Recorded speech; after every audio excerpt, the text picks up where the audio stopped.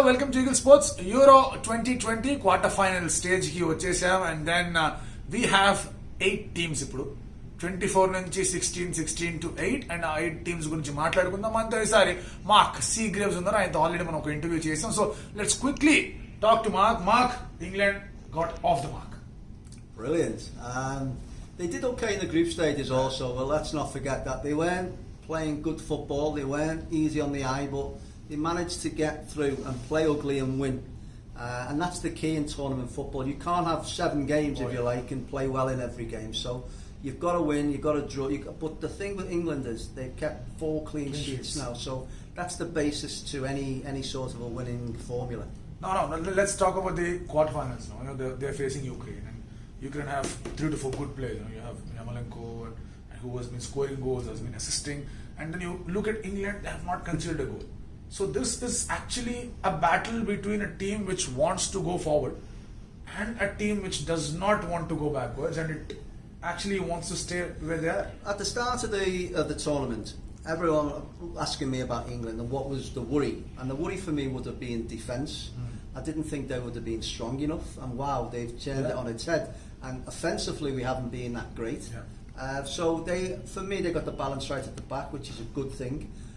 Ukraine will find it very difficult to break that down, and we've seen with Ukraine, as much as they're good going forward, they're quite naive defensively as well. So it could be, I mean, it's a great tie for England, isn't it? To get probably the outsider of all of the 8 teams, and and they also had a hard game in the last game, and so that fatigue might go into the next game. But England are going to be heavy favourites, No doubts.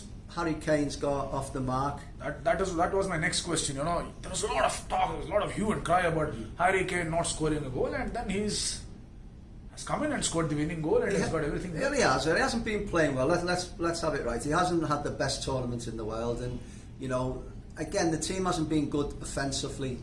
They've managed just to get over the line in a couple of games, but now with the introduction of the likes of a Saka, who's got that dynamism which will get at players, and you've got Grealish in there, and I was looking at the bench, and I'm a firm believer in your team is only as strong as your bench. Yes.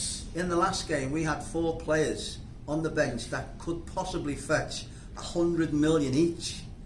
So you've got obviously Phil Foden, and Jadon Sancho, who's obviously just gone to Manchester United. So when you've got that sort of firepower in reserve, then everything should be rosy in the garden. Right. Now let's talk about Grealish now. He has come in and he has immediately created an assist, and he was the one who actually got the goal against Czech Republic in the last match. And do you see him starting in the... Well, I thought he would start in the last game, and he didn't. The manager went a little bit more defensive. They had something like 7 defensive players on the pitch. Didn't seem to matter because it didn't work out that way. The likes of Declan Rice and Phillips were ahead. They were forward in the game, so that was good. He has chops and changed his fullbacks and whatnot. But I'd like to see Grealish in the team, obviously. But is he better than Foden?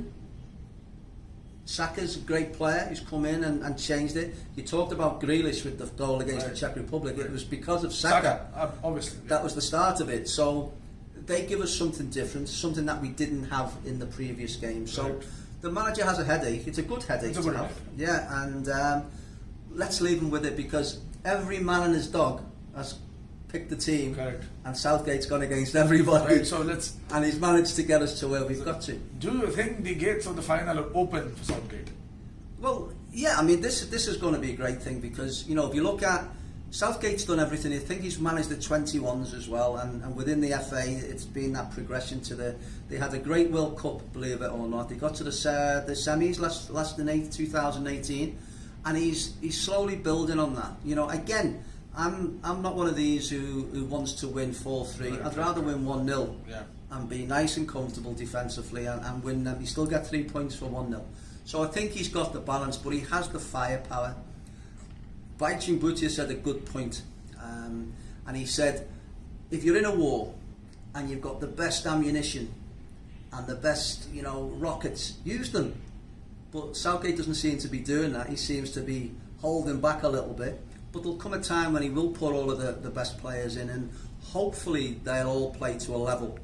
If Foden plays well, then brilliant. Grealish plays well, brilliant. Sterling plays well, okay. Then they're a match for anybody in Europe, and that's the key for me. I'm still waiting. We haven't seen the best of England, but whilst we haven't seen the best of England, they're where they are and they're looking strong. See, I think when I was doing commentary for that match, I made a statement that they are peaking at the right time, because when you look at the Czech Republic match, there was an intent which was missing against Scotland, and now they have an intent which was shown against Czech Republic, and then there was hunger which was shown against Germany. So I think that is the way that probably the best game to have in Germany, because of all of the other connotations. Correct. We lost to them in the penalty shootouts and whatnot, and even previously. Southgate has a history. Well, yeah, he does. And I made a point. Imagine if it had gone to penalties and Southgate's telling you what to do. So no, I think it was a great game, and we showed, because we weren't that hot favourites for the game. And we got lucky, don't get me wrong. Werner missed that chance, and obviously Muller missed a chance. Now if Muller scores that 1-1, different game. Yes. It would be penalties then. So yeah, we rode our luck a little bit, but you've got to have a little bit of luck along the way, and maybe that was our luck. Yeah. I'll say luck. It was a good save by Pickford. So there were beautiful saves by him, and of course Muller, he has scored 10 World Cup goals, and he has not opened his account in Europe yet. No. And I think you've seen at the end of the game, he was devastated, and he's been a great servant to Germany over the course of his career. Maybe that was his last chance or his last game, but yeah. But brilliant result, great for the country. Hopefully the country don't get too. Yeah, that was my next question, because you have beaten Germany, and you know for a fact that your draw towards the final, your path towards the final is relatively easier.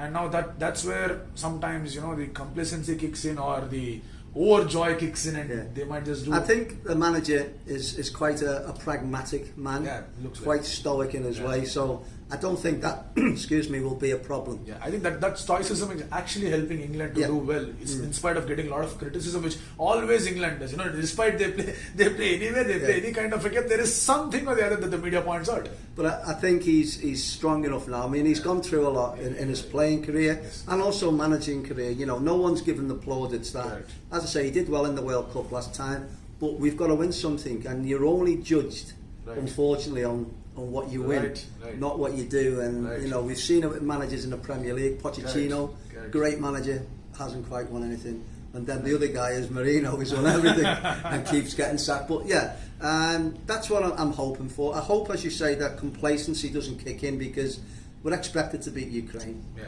Then we'll be expected to beat either the Czech Republic or Denmark. And then, so when you said about the just getting there, the getting the momentum. The likes of Italy started the tournament really well, and have slowly come down.